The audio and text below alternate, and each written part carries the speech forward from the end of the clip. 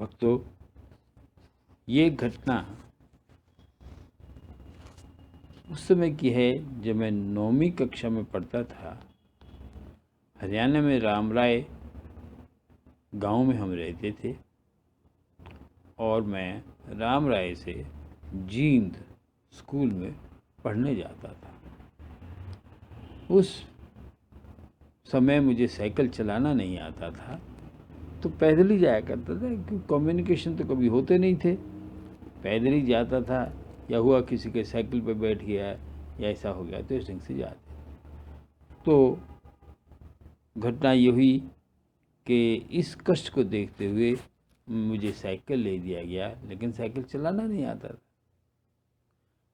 तो उस साइकिल को सीखने के लिए मैं क्या करता था, रामराय से अपने घर से सड़क, एक नहर आती थी, नहर को क्रॉस करके मेन रोड पे आ जाता था और मेन रोड पे उस साइकिल को चलाने की कोशिश करता था।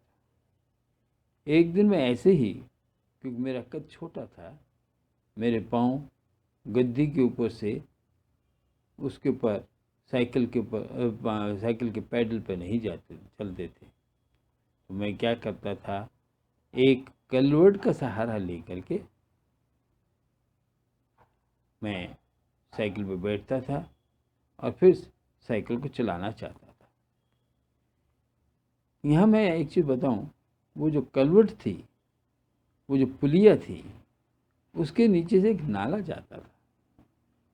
वो नाला सूखा था और लगभग सड़क से 10-12 फुट नीचे था और कलवर्ट के नीचे बड़े बड़े पत्थर, ईंटें सब कुछ पड़े थे।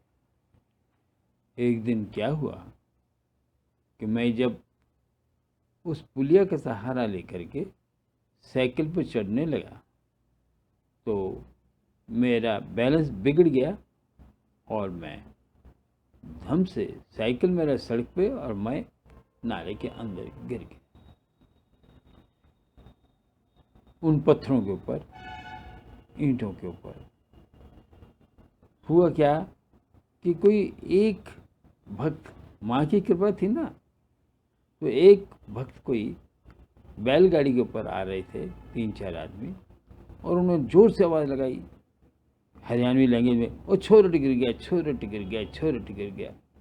और वो भाग करके आए, मेरे को उन्होंने उठाया, उठा करके मेरे कमर को थोड़ा मला और तब जाके मेरी आवाज़ निकली। मेरी तो आवाज़ ही दब गई थी, क्योंकि मैं कमर के बल गिरा हूँगा तो मेरी आवाज़ ही नहीं निकली थी, ना रोने की, ना चिल्लाने की, ना कुछ। लेकिन जब उन्होंने अच्छी तरह से मेरे को दबाया तो मेरे कुछ चैन पड़ी और मेरे को उन्होंने कहा कि बेटा आपको घर छोड़ दें।